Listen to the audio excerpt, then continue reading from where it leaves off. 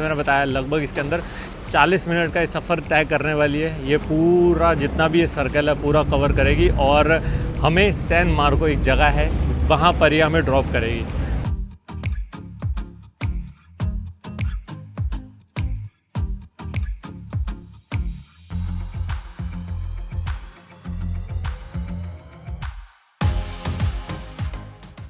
जब इटली की आइटनरी के ऊपर वर्क कर रहा था ना, तो बहुत सारे यूट्यूब पे वीडियोस देखे थे, इंस्टाग्राम पे रील्स देखी थी, जिसमें यूरोपियंस बता रहे थे कि बहुत ज़्यादा गर्मी है। उस समय मुझे एक्चुअली लगा था कि यार हो सकता है इन यूरोपियंस को इतनी हैबिट नहीं है इतनी गर्मी झेलने के लिए, पर हम तो इंडियंस हैं, एशियंस हैं, हम तो बहुत ईजिली ऐसी गर्मी अडेप्ट कर सकते हैं।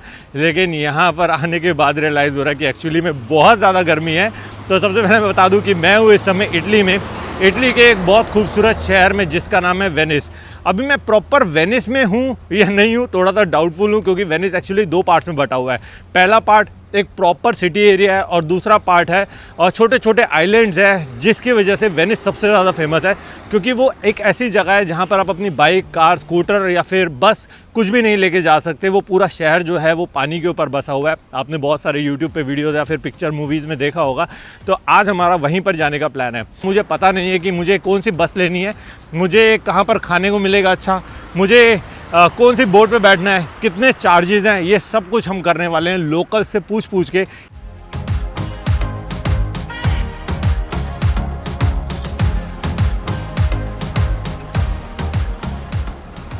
भाई साहब ये जो मेरी एक्साइटमेंट है ना, ये है नेक्स्ट लेवल, क्योंकि अभी मैं आ चुका हूँ वेनेजिया में, मेन वेनिस में, जहाँ पर बेसिकली आप इस टाइप की बोट्स राइड्स एंजॉय करते हो। और जब मैं पिछली बार भी अपनी इंटरनेशनल राइड पे आया था ना, तो मैंने सिर्फ एक चीज़ बोली थी कि मेरे को अगर इटली में कोई लोकेशन पे जाना है ना, तो वो है वेनिस।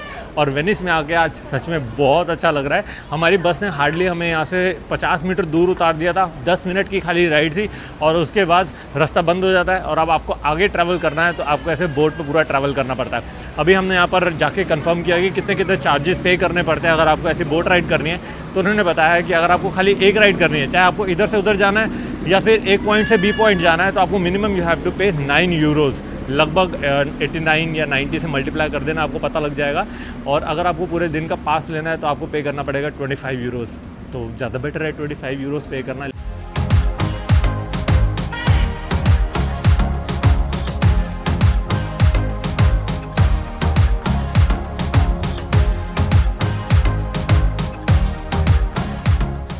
तो वेनिस की गलियों में घूम घूम के थोड़ा सा थक गए थे, भूख लगी है, काफ़ी आउटलेट्स देख लिए, काफ़ी जगह देख लिए, लेकिन यार हमें जो खाना चाहिए ना वो मिल नहीं रहा। उसका मेन रीज़न वही है कि यहाँ पर सब मिलता है नॉन वेजिटेरियन और हम है प्योर वेजिटेरियन। कुछ ऑप्शंस मिल भी रहे हैं, तो ये वेजिटेरियन के साथ मिल रहा है, लेकिन साथ में नॉन वेजिटेरियन पड़ा हुआ है, तो ये भी हम बिल्कुल नहीं खा सकते। और ऐसा बहुत आउटलेट्स में पता किया है, लेकिन यहाँ पर लकीली हमें फलाफल मिल गया। पिछली इंटरनेशनल राइड पे भी ना मैंने फलाफल से अपना काफ़ी हद तक काम निकाल लिया था। जहाँ मैकडोनल्ड पे मिलता था वो खा लेता था, उसके अलावा फलाफल से काम अच्छी तरह से हो जाता है। तो यहाँ पर भी अपना फलाफल खाया, जिसके हमने चार्जेस पे करे 5 यूरोज़ 5 यूरोज़ 5 यूरोज़, 15 यूरो के हमें 3 फलाफल मिल गए।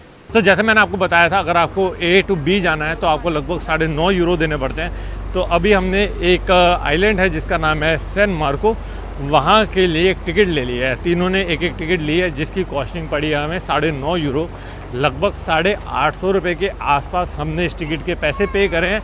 और कह रहे हैं कि 40 मिनट्स की राइड होने वाली है।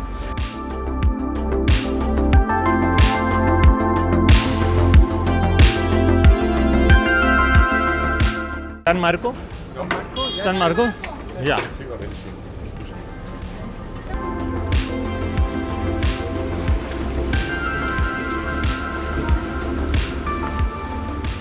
जैसे मैंने बताया लगभग इसके अंदर 40 मिनट का ये सफ़र तय करने वाली है। ये पूरा जितना भी ये सर्कल है पूरा कवर करेगी और हमें सैन मार्को एक जगह है वहाँ पर ही हमें ड्रॉप करेगी। तो अभी धूप का टाइम है, मुझे लगता है जब तक हम अपने डेस्टिनेशन पे पहुँचेंगे 40 मिनट, थोड़ा बहुत सनसेट का टाइम हो जाएगा।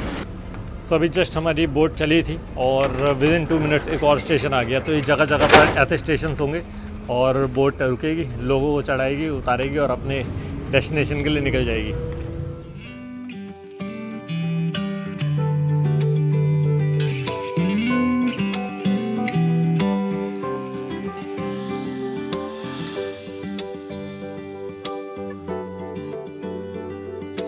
तो ये आप देख रहे हो, ये है वेनिस शहर। और ये पूरा पानी के ऊपर बसा हुआ है। जैसे मैंने बताया ना, अगर आपको एक जगह से दूसरे जगह पे जाना है तो आप बोट पे ही जा सकते हो। Amazing experience.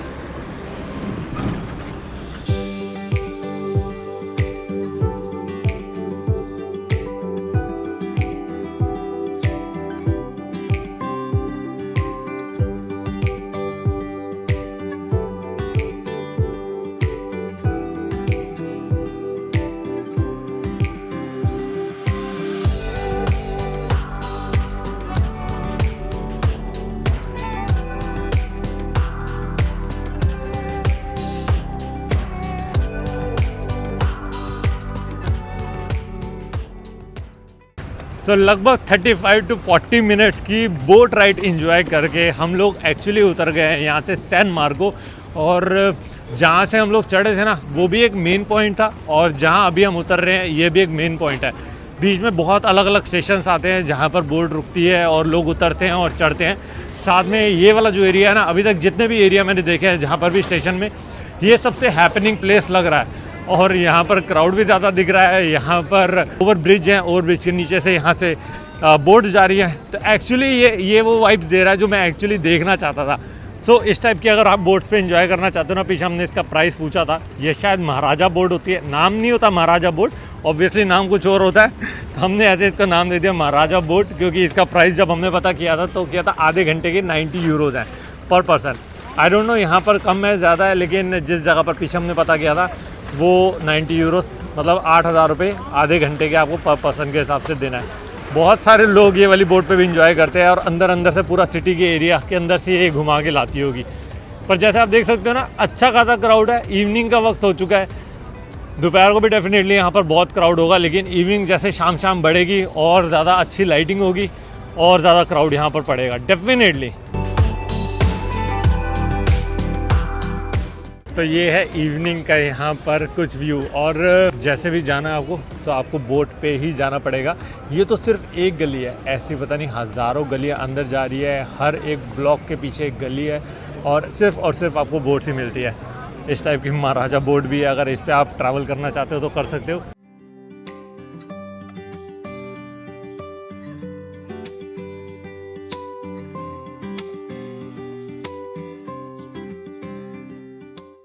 तो ये पॉइंट जो है मुझे लगता है ज़्यादा ही थोड़ा सा लोग प्रेफर करते होंगे फ़ोटोज़ क्लिक कराने के लिए।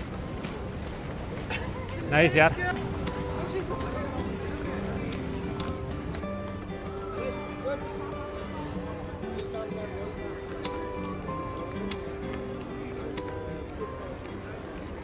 इससे पहले मुझे लगा था कि जो वेनिस है ना, प्रॉपर एक पूरा कहते हैं ना पानी के ऊपर ही बसा हुआ है, लेकिन हाँ ऐसा तो है, लेकिन अंदर जैसे इतना बड़ा सा शहर बसा हुआ है और ऐसे ऐसी यहाँ पर पूरी बिल्डिंग्स बनी हुई है ना, कबूतर ही कबूतर है यहाँ पर तो।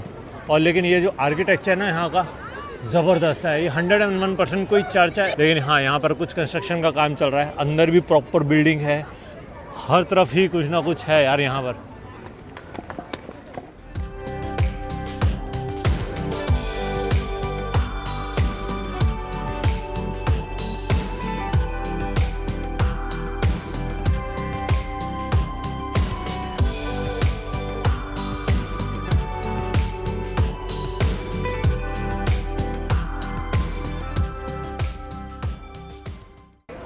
अंदर बिल्कुल ही गलियां जा रही हैं, तो एक बार आपको वहाँ का भी मैं टूर दे ही देता हूँ, दिखा देता हूँ आपको।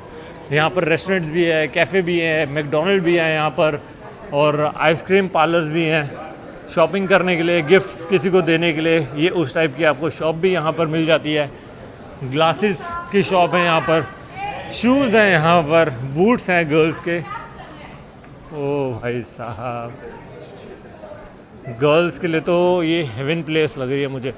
और वही सेम कैफ़े हर जगह आपको दिखेंगे ही दिखेंगे कैफ़ेज़। यहाँ की बिल्डिंग्स देख के तो सच में यार होश ही उड़ चुके हैं। इतने खूबसूरत चर्च हैं, छोटी छोटी गलियाँ हैं, कैसे शहर बसा दिया पानी के ऊपर। तो बस थोड़ा बहुत रिसर्च कर रहा था तो ये पता लगा कि 697 एडी से 1797 एडी के बीच में ये एक्चुअली एक पूरा रिपब्लिक हुआ करता था। इसी के बीच में ही क्रोशिया, अल्बानिया, नॉर्थ मैसेडोनिया जैसी कंट्रीज़ ना इसी के बीच में आया करती थी। और ये सेंटर ऑफ यूरोप भी है, और मिडिल ईस्ट से और बाकी यूरोपियन कंट्रीज से ना ये वाला जो एरिया है बहुत ईजिली कनेक्टेड हुआ करता था। और ट्रेड रूट भी बेसिकली यही वाला था, क्योंकि पोर्ट एरिया था तो बाकी यूरोप को मिडिल ईस्ट से ईजिली कनेक्ट कर पाता था और ट्रेड जो था बहुत ईजिली हो पाता था। इसी वजह से यहाँ पर आप देख रहे हो, इसी वजह से बेसिकली यहाँ का जो कल्चर है, यहाँ का जो आर्किटेक्ट है इतना रिच है, और अभी तक इतने साल हो चुके हैं वैसा का वैसा ही बना हुआ है।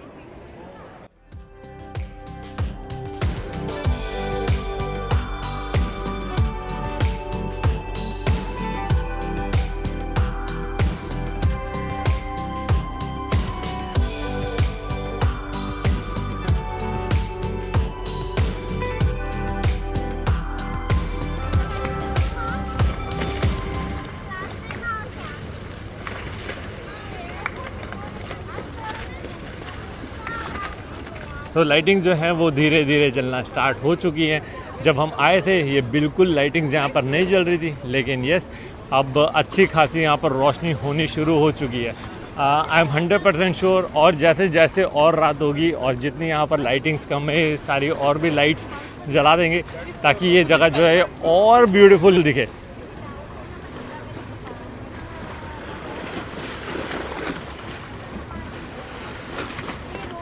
अगर आपको यहाँ पर आना है तो आपको इस टाइप की बोट्स दिख रही है, आपको इसी टाइप की बोट्स के ऊपर आना पड़ेगा। और अमेजिंग सबसे अच्छा जो चीज़ लगता है मुझे, जितनी मैंने यूट्यूब पे वीडियोस या फिर सोशल मीडिया पे देखा था, अब आप ये देख सकते हो, ये यहाँ पर एक बोट है, यहाँ पर एक ब्रिज है और इस ब्रिज के नीचे से निकल जाएगी। और पूरा का पूरा शहर है ये पानी के ऊपर बसा हुआ है, और छोटा सा शहर नहीं है। मुझे नहीं लगता कि कोई भी इंसान एक लिमिटेड पीरियड में उसको एक्सप्लोर कर सकता है।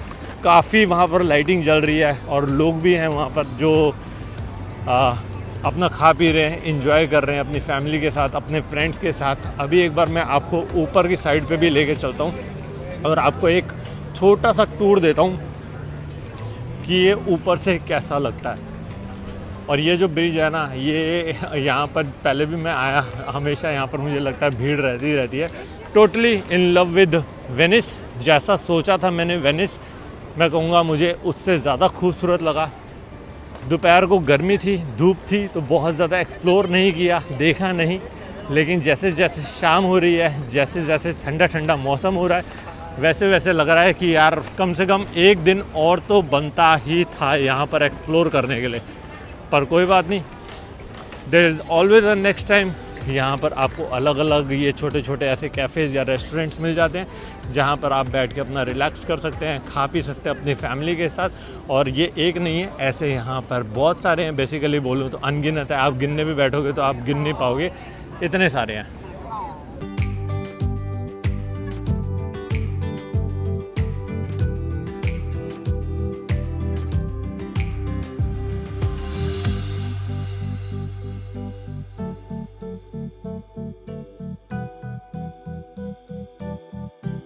एक गली में घुस जाओ, लगता है कि ये डेड एंड होगा, उसी वक्त ही दूसरी गली आ जाती है। हम लोग ऐसे ही सोच रहे थे चलो थोड़ा सा एक्सप्लोर करते हैं अंदर एरिया। मेन सिटी, मेन जो सेंटर है ना, उसको तो अच्छी तरह से देख लिया हमने। काफ़ी देर हम वहाँ 2-3 घंटे एंजॉय कर रहे थे। लेकिन अभी जैसे हम लोग अंदर आए तो अंदर तो यार ये अलग ही है। जैसे जैसे हम लेन में गुजरे हैं वैसे वैसे यहाँ पर शॉप्स हैं। अभी मेरे को लग रहा है कि ये शॉप जो है धीरे धीरे बंद होना शुरू हो चुकी है। शायद 8:30 बज चुके हैं, इस समय या 8:45 हो चुके हैं।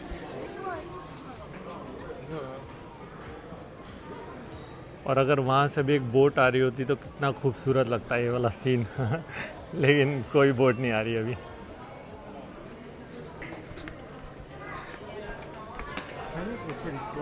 कितनी ब्यूटीफुल स्ट्रीट लग रही है ये। मैंने बताया ना कि आप चलते रहो और हर दूसरी मोड़ पे आपको कोई और स्ट्रीट मिलेगी। आप उसके अंदर एंट्री करोगे, फिर आपको कोई और स्ट्रीट मिलेगी। सही में यार वेनिस ने दिल छू लिया एक्चुअली में। सो अभी हम लोग आ चुके हैं रियाल्टो स्क्वायर पे और पीछे आप मेरे देख रहे हो कितना अमेजिंग नाइट लाइफ है। हम यही सोच रहे थे कि जितना लेट हो सके हम यहाँ पर उतना लेट आएंगे, लगभग 9, साढ़े 9, 10 बजे, क्योंकि ये जो टाइम होता है ना, ये एक्चुअली पीक टाइम होता है जब आप लोग एक एक्चुअली नाइट लाइफ एंजॉय कर सकते हो यूरोप की। और सरप्राइजिंगली, या बोलूँगा सरप्राइज में बिल्कुल भी नहीं हुआ, जैसे मैं एक्सपेक्ट कर रहा था कि यहाँ पर अच्छा खासा क्राउड होगा। क्राउड तो चलो एक सेकेंडरी थिंग है, हर जगह पर आपको यूरोप में नाइट लाइफ कल्चर ऐसा ही दिखता है, लेकिन ये जो व्यू दिख रहा है ना सारा, यहाँ पर बोट्स चल रही हैं, यहाँ पर ये जो वाइब्स है, ऐसी वाइब्स अभी तक एज ऑफ नाउ मैंने किसी भी सिटी में एक्सप्लोर नहीं किया है। ऐसा वाइब्स मैंने अभी तक किसी भी सिटी में देखा नहीं था। इसी वजह से एक जो सिटी थी ना, वेनिस, इसको मेरी अपनी लिस्ट में मैंने टॉप प्रायोरिटी पे रखा हुआ था। और हाँ, रात होते होते मैं बिल्कुल अब सेटिस्फाइड हो चुका हूँ कि ठीक है, दिन में तो जो 12 बजे से 8 बजे तक शाम के समय मैंने अपना जो देख सकता था देख पाया, लेकिन ये जो चीज़ मैं देख रहा हूँ ना अभी, ये मैं शायद नहीं भूलने वाला। अगर मैं किसी को भी वेनिस के बारे में कुछ बताना चाहूँगा ना, इन शॉर्ट मैं इस जगह के बारे में डेफिनेटली बताऊँगा, क्योंकि यहाँ की वाइब्स, यहाँ का फील टोटल डिफरेंट आ रहा है। तो अभी यहीं पर ही हम सोच रहे हैं थोड़ी देर बैठेंगे, रिलैक्स करेंगे, खाना खाना होगा तो हम लोग यहीं पर ही खाएंगे, और देखते हैं अभी यहाँ पर भी और चीज़ें क्या देख सकते हैं। यार मुझे याद है, मुझे एक बोल देना।